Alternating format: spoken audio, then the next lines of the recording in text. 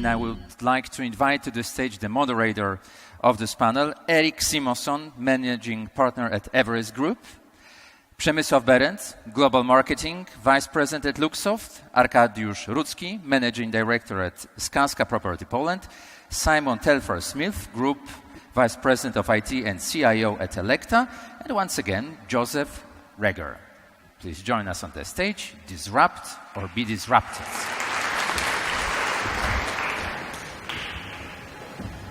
So great, it's a pleasure to be here today and build on some of the things that Joseph just shared with us.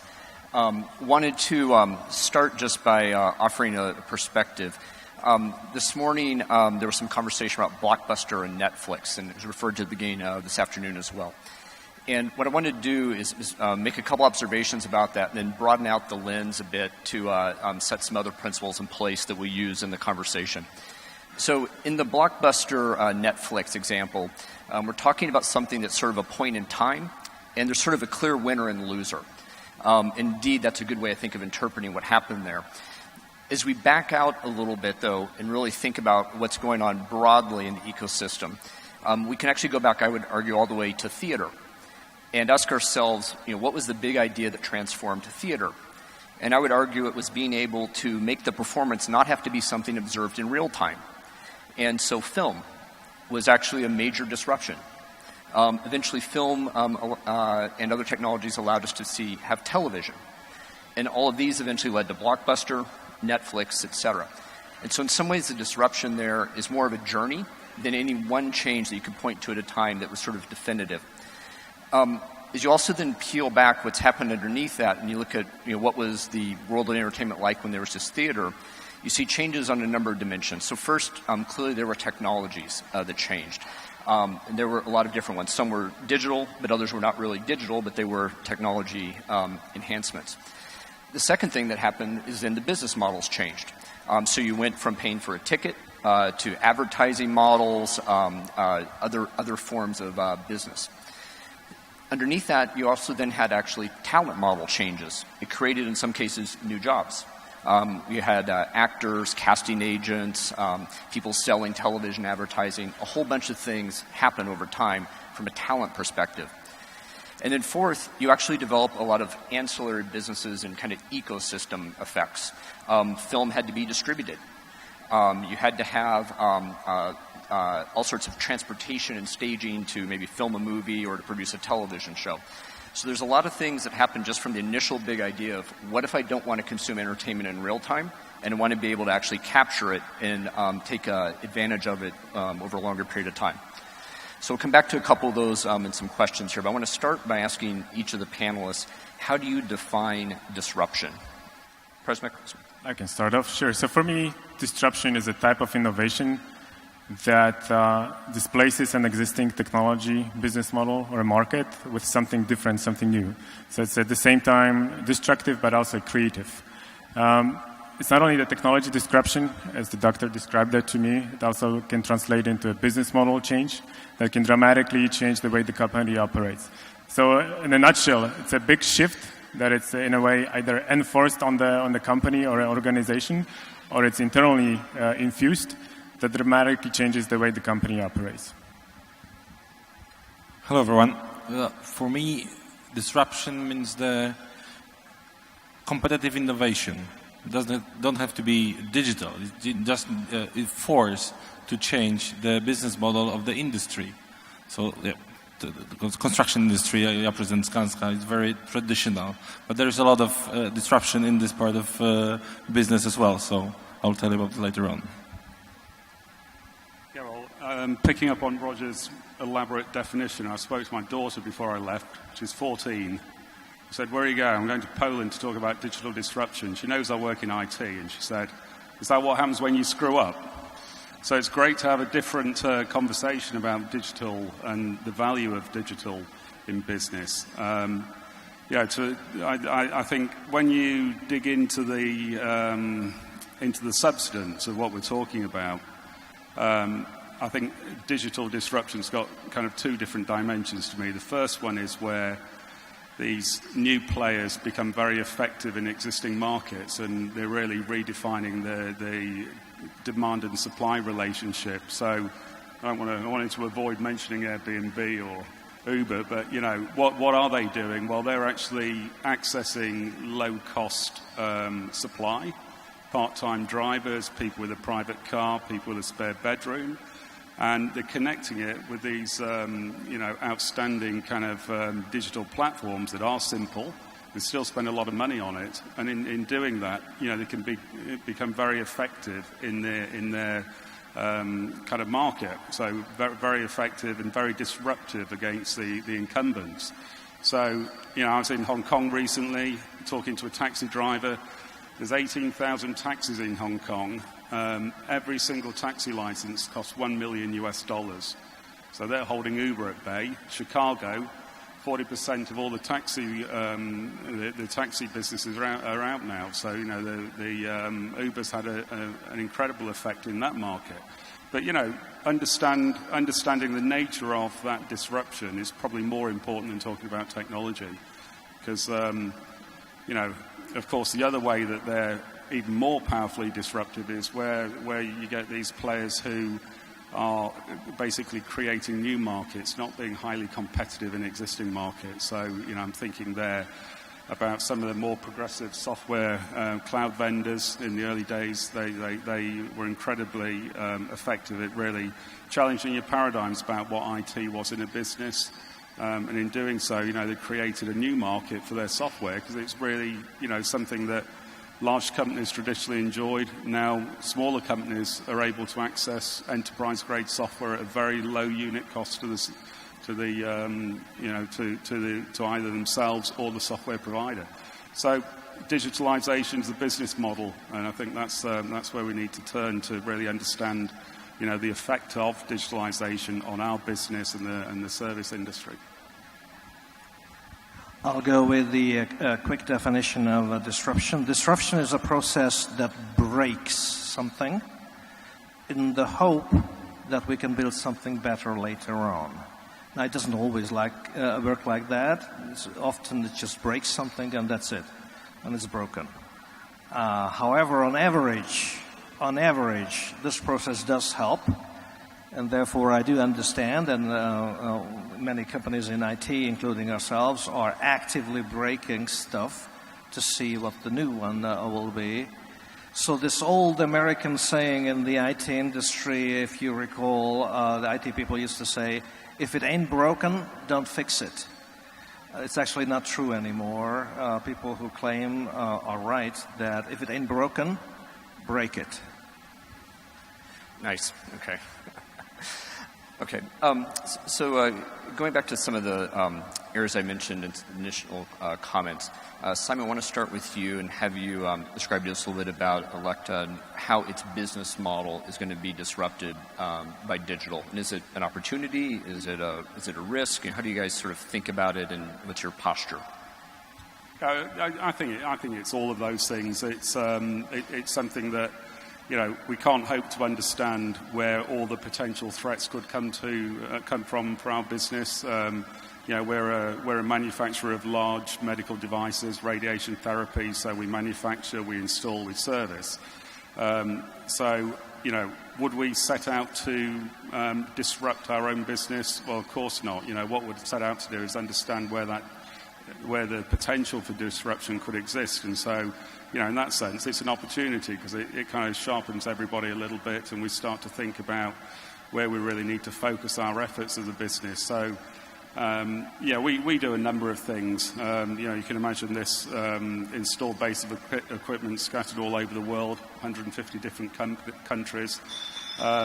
So we're embracing the Internet of Things. We're connecting devices to help our predictive maintenance, predictive analytics, because uptime of these devices, if patients are going through cancer care, it lasts many days. So machine stability and machine availability is absolutely critical to the quality of the care.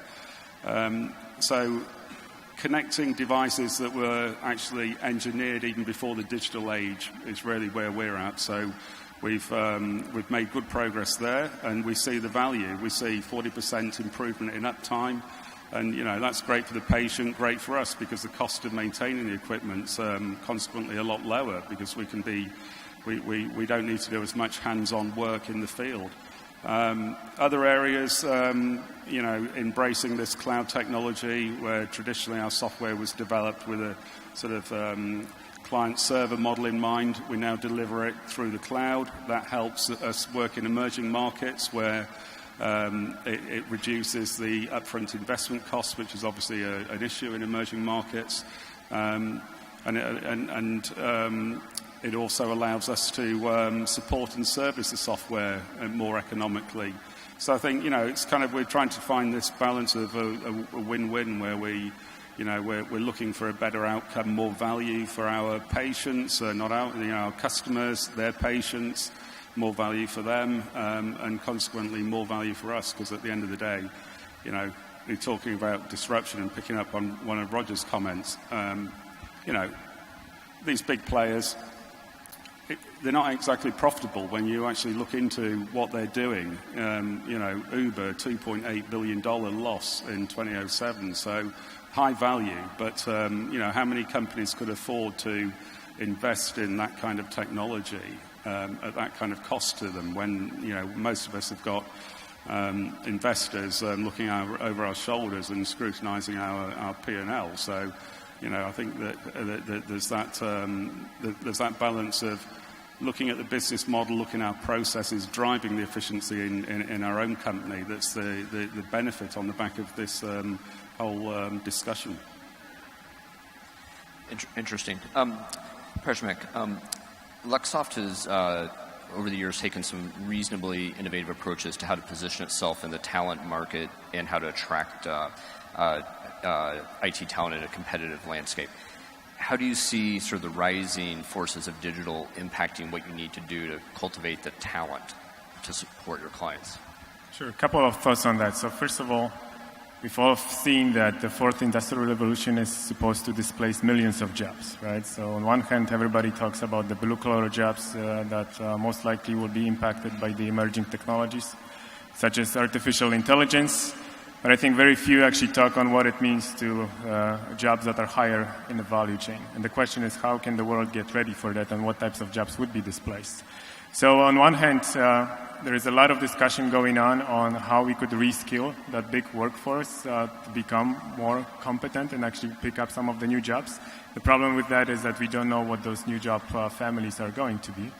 On the other hand, we are looking at trying to figure out how the technology will not only replace the jobs, but more likely how it will augment the capabilities that we have. Now, the question is, how does this translate into what we do as a company? So there are a few things that we do. First of all, we are trying to be up to speed with some of the latest and greatest technologies that are now hitting the market, or like the current buzzwords. And the two big ones that we currently see on the map are blockchain and artificial intelligence, kind of on the high-level category. What we do as a company to stay on top of those developments, we actually participate in the industry think tanks that develop those things. So one of the examples here is the Crypto Valley that deals with the blockchain and applications of blockchain in different industries that we as a company started with 3 other companies in Switzerland.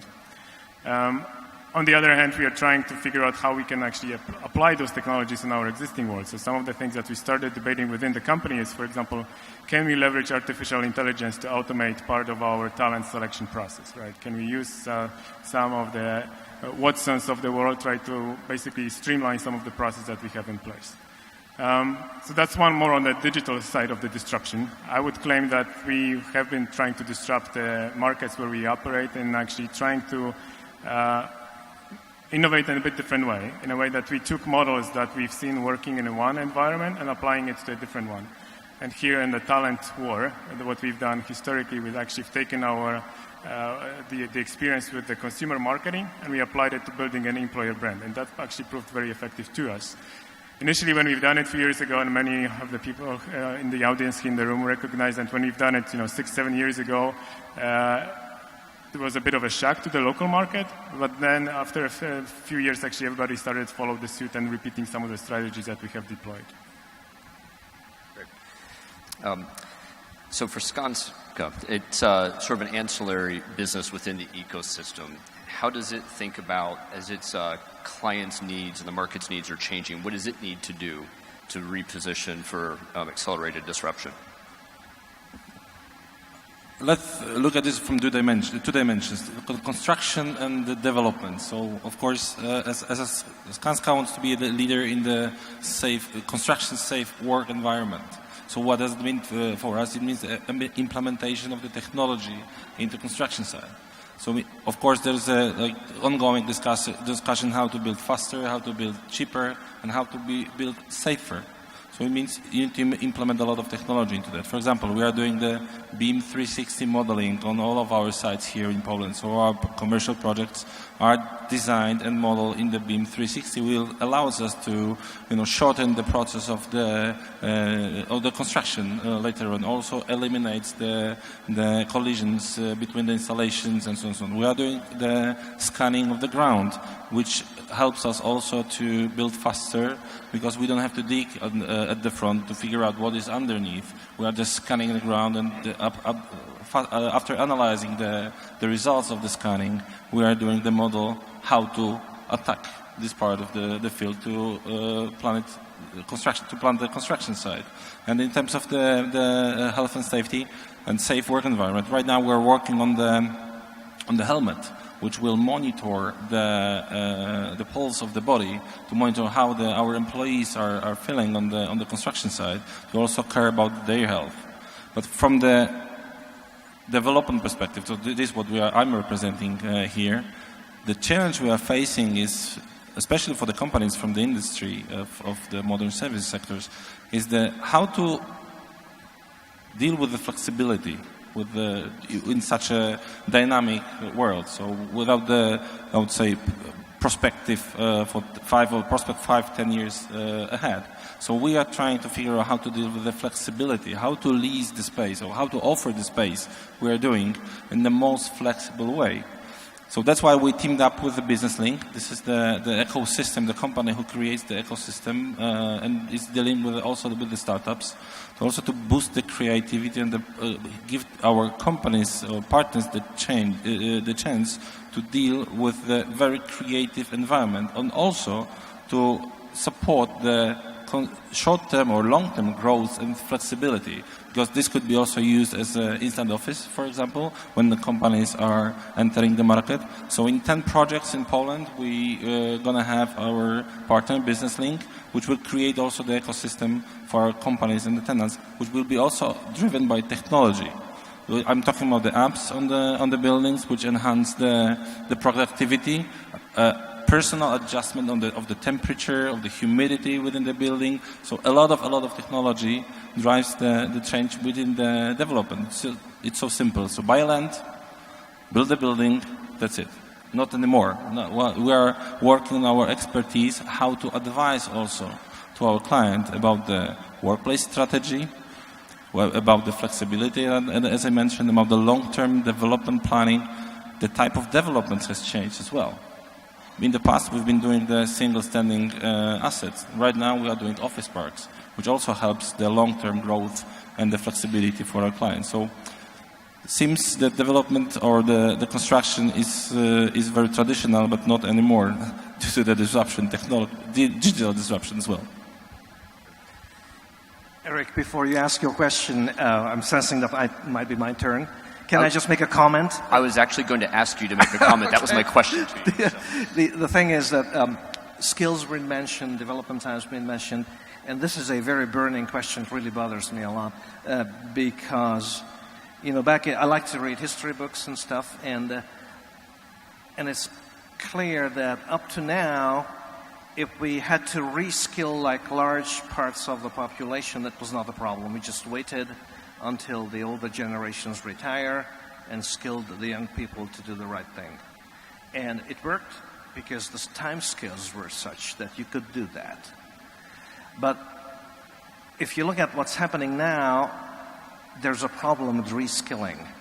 And as much as I dearly would like to do it in certain countries where we've been active for ages and we have a somewhat aging workforce, I'd like to reskill everybody so that everybody has a chance. But it doesn't work like that. The truth is that on average, if you can reskill a third of your people, if the technology changes like that, then you are quite lucky as a company. So there's a problem here that we need to deal with. And it's sort of understandable because, as I mentioned, the first industrial revolution was in the beginning of the 19th century, second, 100 years later at the beginning of the 19th century. The third, 50 years later in the 1960s. The fourth, 25 years later, that's the current digital revolution. So the next one is going to be probably like 10, 12 years from now, because it seems to be halving every time. And the overnext is going to be in 5 years from whenever it starts. The problem with it that the general university education is about 5 years or 4 or whatever. So we are heading into a situation soon that at the time when somebody enters university and we try to skill them to do something, by the time they finish, their skills are outdated.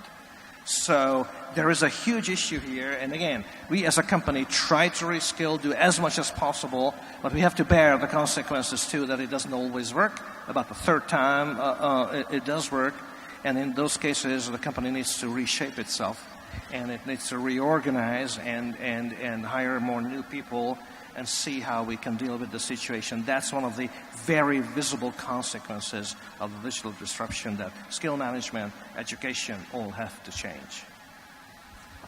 Anybody else have a response on the skill and retraining? Yeah, I mean, maybe a comment on the opportunity to enhance that issue. I mean, in our industry, there's a world shortage of radiologists, so we're looking to support the radiologists, because it takes a long time for them to create a treatment plan from an image of a tumor. So getting into more automation, more artificial intelligence to take these tumors, the image of the tumors, and support the radiologists with correlating the outcomes from similar tumors, correlating the success of certain treatment plans against tumors that have appeared like that in the past. That's a great opportunity to address a shortage that we've got of trained people in our industry. We see 1 million patients a year's worth of data, so with that, we can really do some we can do some helpful analytics to support them with the decisions that they make, really speeding up the treatment process. Again, that's great for the patient. But arguably, the treatment and the diagnosis parts are splitting up. It's a traditional physician, a doctor of the normal type, is doing both diagnosis and treatment, and there are advantages to that. I understand that. However, what we are seeing now is that even though you probably cannot replace treatment by a robot, because it needs human interaction and sometimes just holding hands and looking at taking time for people and things like that, but the diagnosis part, that can be done by machine learning and artificial intelligence in no time at all. So this original, job of a doctor seems to be bifurcating into two different directions, and machine learning and artificial intelligence can deal very well with the diagnostic part, where we can apply technology. Treatment should be still human with that, but certain types of cancer are already diagnosed better by machines than by human experts. So it's over. If I may just add on the reskilling, I think it opens a whole new set of challenges that we'll have to deal with. So this reskilling challenge, a lot of think tanks are trying to figure out on how to do that. And where I think some of the solutions that are currently on the table actually leads to the solution where we will see further polarization of the workforce, right? So it'll be those who would be lucky to actually take advantage or be on the career track where they can actually get enough skill that it can work with artificial intelligence, and there will be a big population of those who either are not skilled enough to do that or they are not lucky enough to be put in a training program to get that. Which leads to the question, what should they do, right? And some of the solutions that are being currently discussed by some of the biggest thought leaders in the world, like Bill Gates, is universal basic income, right? Like, how do we make sure that those who are not qualified enough or lucky enough to actually leverage the beauty of some of the disruptive technologies, how can we provide them with an ecosystem that they can actually survive and live? So the fourth industrial revolution that we are dealing with, or that we are in the beginning of, I think this will lead to a totally new set of solutions. And I think we see some of the early implications of that just looking at some of the results of the elections, in some of the biggest countries in the world. I think it's like early symptoms of this further polarization happening. Very, very interesting. I find it almost all events I attend the last couple of years, the event is in theory about technology, and then over time what happens is you talk about people, and because we're the thing that'll be impacted so much. I want to go back to just make kind of a final observation. There were a couple of comments on this panel, I've heard others during the event as well, that sort of the low value work will go away and so only the high value work continues to exist. And although I think that's to a large extent true, there also are other places where it's the opposite, that the use of technology can actually allow someone to remove the complexity and you can eventually de-skill the job or change the skill. The healthcare example, if the diagnosis is becoming more technology driven and the treatment is becoming more where the medical professional needs to spend let's their hope time. it does. It's not sure that it does, but let's hope the treatment will be human, yes. Yes. So there are places where maybe it can play out and we may not have everybody left behind, per se. One example I heard a few weeks ago, and I can't give kind of the details of the company, but it's a very well-known, large company. They've actually developed their own software, and they've gotten it to where contact center agents that join them need zero training. They fill in the paperwork day one, and then they have an environment where they can sit down and start answering customer calls and emails immediately. Because they've designed what the technology does to really optimize what the human can do. It requires more advanced technology, and yes, it may automate some things or remove some jobs, but it also is in some ways expanding the labor pool that could actually do the work. All right, so with that, we'll go ahead and wrap up the panel. Thanks, everybody, for your contributions. We all look forward to speaking with people over the coming breaks and celebrations this evening. Thank you very much. Thank you.